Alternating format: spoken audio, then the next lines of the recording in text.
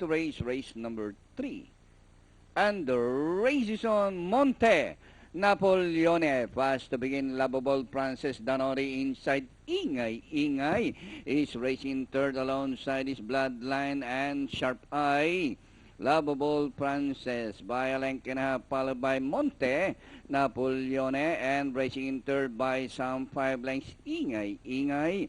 And on the outside, Bloodline Sharp Eye is running at the tail of the field by about 10 or 11 lengths of the leader.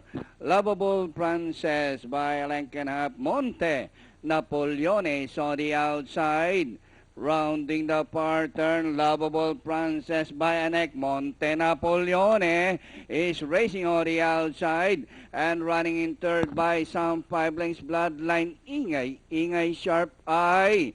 As they race the last 500, Monte Napoleone by a length and a half. Lovable Princess in second, and Bloodline is racing in third. Sharp Eye, Danori inside, and Ingay.